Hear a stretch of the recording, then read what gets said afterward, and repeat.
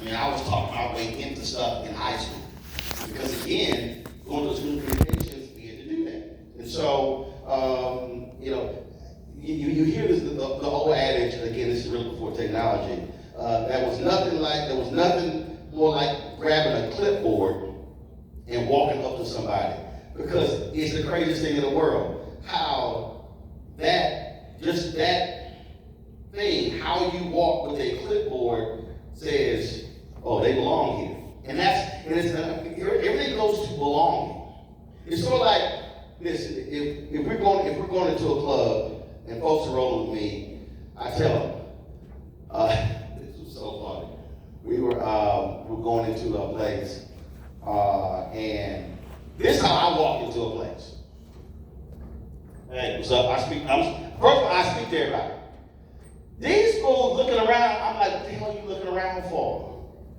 They were like, yo, I'm like, were you walking behind me? Yes. Why are you looking around like you're guilty?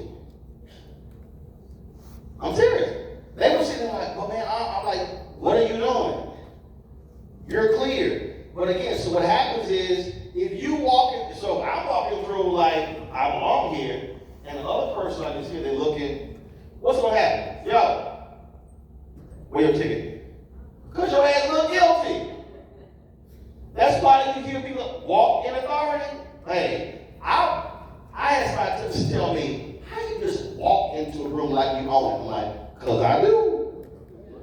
That is something that you have to understand why that matters, because just literally how you walk into a room is telling somebody, I belong in this room. So we need to simulate that.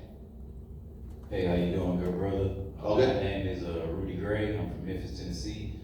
You touched on, you said that we don't read enough. So I was just wanted to ask, what book would you suggest to somebody in our age group that would change our thinking or put us forward, especially as young black men? There's no such thing for me as a book in our age group, because you can learn something from all books.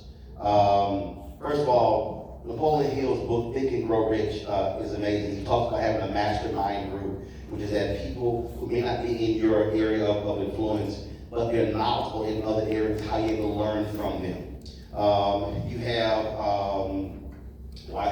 who's on my show, why it's giving me. You have Think and Grow Rich, The Black Choice, Dennis Kimbrough, who's a frat brother as well. He has a couple of books that I think are critically important. But also, and here's one book that you made me look at me like, you lost your mind. So it's called You Know I'm Dead When I Stop Talking. It's by Jerry Weintraub. Okay, so Jerry Weintraub was a movie producer, he was a promoter, and it's just a fascinating book, because the whole book is about how do you think. One of the biggest things that I hate with millennials and Gen Z and even Gen X, I hate people who can't think.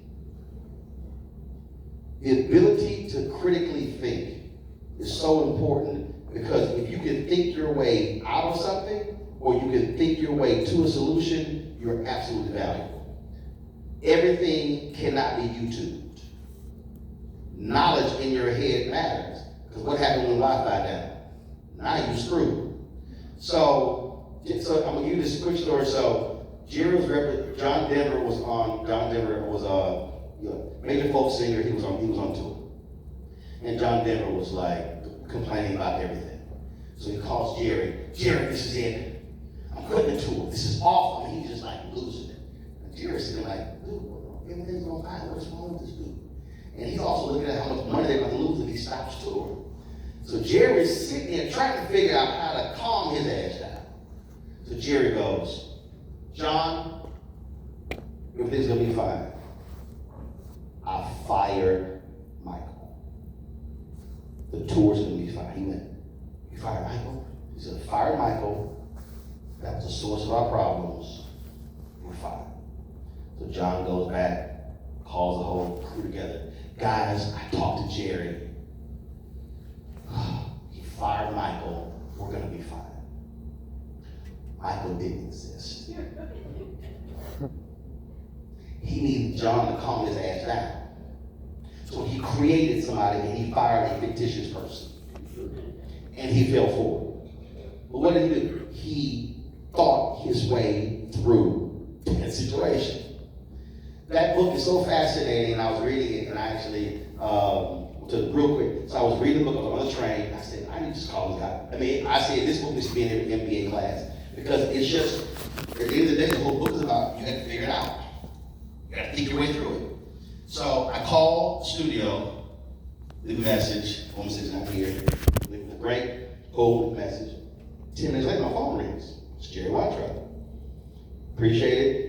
I said, no, your book is fascinating. So we're just talking. He says, hey, you get to LA? I said, you get to LA sometimes. He said, well, next time you come to LA, he said, we'll get together, go to my favorite place. I have a table there. My name's on the menu. So I hit him up, went there, had about 2.5 hour lunch. I gave my books, I signed his book, he signed my book. It was a fantastic conversation, and stayed in contact until he died. And then I actually was playing in George Lopez's golf tournament and met his son, Michael Weintraub, and actually wrote a column about Lunch with Jerry, this whole experience. The rap asked me to write it, and the family invited me to his memorial service.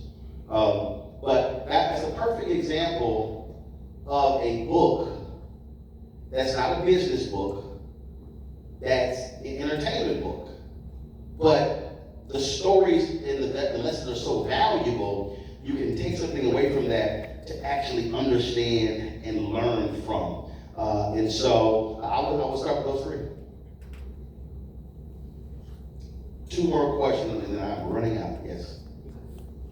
How you doing, sir? My name is Nate Mays. I'm from Nashville, Tennessee. Yep. And my question was, as you stated earlier about all these connections and networking you've been doing even since high school, is there one that just stood out to you or just had a power, just something that was real powerful about a connection that was real powerful that stood out to you and just real long lasting now, or? Got it.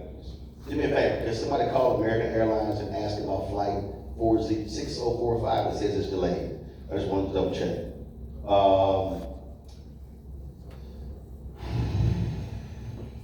Connection that, I mean, the one with George Strait is pretty damn good. That was like, right, that was trying to think.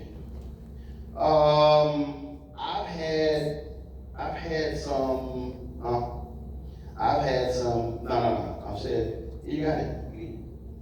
If I delayed, you can ask 2 more questions. You weren't paying attention.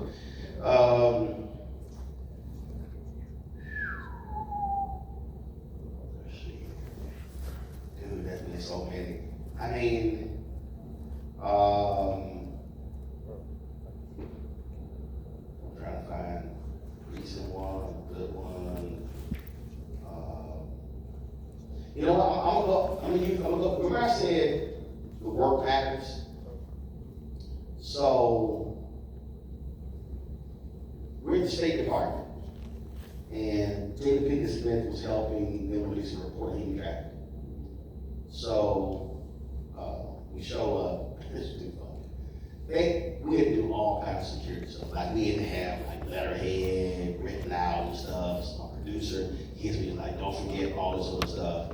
So I walk in, and there was this sister who was behind the counter. Oh my God, robot! She came from behind the counter. She just broke all the damn security rules. I was cracking up laughing. I always tell a story. If there's a black woman behind the counter, I'm good. 9.9 out of 10, real good. It ain't gonna be a problem. But what's fun is that, so we're standing there, and Will and Jada was at the catwalk, and they walk by. They like waving and everything. And I was like, hey, what's up? And so my producer goes, well, how long you know Will and Jada? I was like, oh, no, this person. He's like, what? I was like, yeah. So we go somewhere else, we're doing interviews, and so someone's interviewing Jada first. So I went down, so I'm just next to Will, so we start talking about, and here's Will, golf. I took golf when I was in Texas A&M. One of the top 3 best decisions out of all decisions I made in life to learn how to play golf. And then I go interview her. So then I say, again, this is where you all are finding connections. Everything's about what's a connection. If I'm somewhere, oh, oh, you're from Texas? I'm from Texas. Or what? You're listening and paying attention to it. So I knew Will was an avid golfer. And so I go, hey, I get to LA every now and then, let's tee it up. So what I say, he goes, absolutely. He said, yo, give him both my phone numbers. So assistant pulled the sheet. I don't know what the hell she had that thing on the sheet. Was just sitting, I was like, what is she doing? And like, she was had it under 4 or 5 different things, give me both phone numbers. And then my producer goes, Jay's been in the business 50 years. Jay goes, how in the hell, in 5 minutes, did you get the private cell phone of the biggest movie star in the world? And I go, and we all laughed about it. But here's the thing. It's the work. It's the work. That's what folk don't understand. That doesn't happen if you don't do the work. They don't see the work. And so this is the greatest mistake I think people make, whether it's media, even with celebrities, or just even on any other job. It's when you do the work and people see it, then they go, okay. They see it. I've had people who work for me who said, I'll do that if you pay me first. And I go, but you don't know how to do it. And they've actually wanted me to pay them to learn how to do that and then teach them how to do it. I'm like, that makes no sense to me. So, when I think about those relationships and connections, so many of them came because somebody actually saw me working and they were like, I want to work with that dude. And so that's, I think, the biggest thing that people need to understand, even when you're in college, even when you are a freshman, you literally are making impressions the entire time. You're making impressions. People are seeing it. And so it's the hardest thing to get people to understand, because what we want to do is we want to say, I do this and I get this. Without realizing, if I do this, it actually can lead to this. I've had more jobs that were created for me that didn't even exist because they saw my work ethic. That's the one thing I'll leave you with. More people, one more question? Okay. I get more people come to me and they say, what's the one piece of advice do you have? And it's not just with media, it's every field. It's work ethic. When you work, people are going to notice. But too many people don't want to work hard. They want the fruits of all of that. They don't want to work together. That's critically important.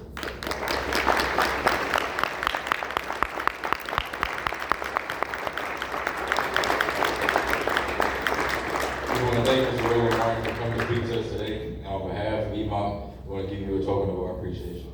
Thank you.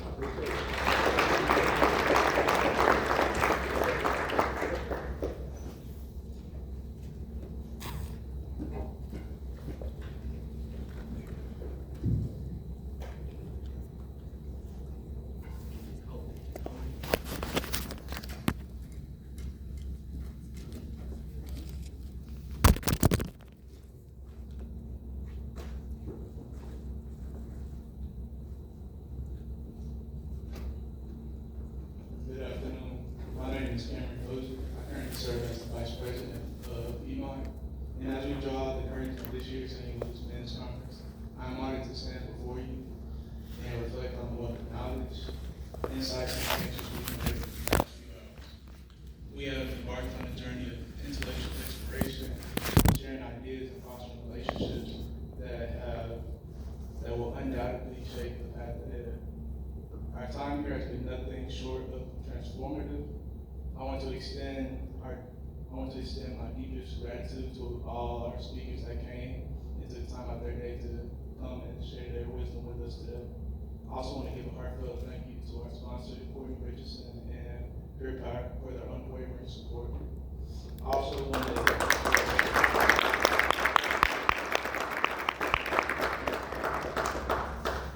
to express my appreciation to the Office of Multicultural Affairs and our programming committee. And to you, our participants, thank you for your active engagement and your thoughtful questions and your shared passion of the conference. And if you all could just look on the tables, we left some QR codes. If you could scan those QR codes and provide us with feedback about the conference. And with that being said, I wish you all nothing but safe travels, and may the inspiration ignite today. May the inspiration ignite today carry you on to your paths ahead. And if all the Imai brothers could come up so we can take a picture.